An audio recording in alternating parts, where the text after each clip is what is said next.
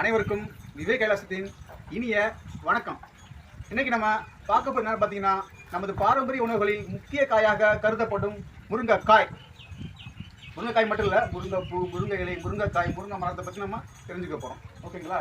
இந்த முருங்கை பூலேருந்து ஆரம்பிக்கிற இந்த முருங்கை பூ இருக்குது பாருங்கள். இந்த முருங்கை பூவில் நம்ம டீ வச்சு குடித்தா தலைவலி தலை தெறிக்க ஓடும்.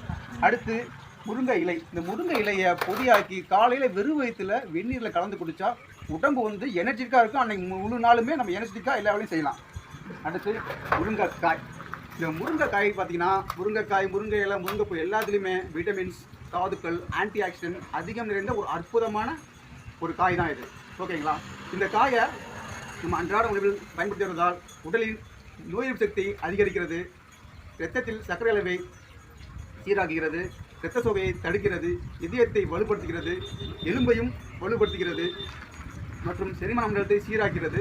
ஸோ அதனால் நம்ம அன்றாட உணவில் முருங்கைக்காயை பயன்படுத்தி வருவோம், ஆரோக்கியமாக இருப்போம். இந்த வீடியோ உங்களுக்கு பிடிச்சிருந்தா லைக் பண்ணுங்கள், ஷேர் பண்ணுங்கள், சப்ஸ்கிரைப் பண்ணுங்கள். Bye. I will see you all on next video.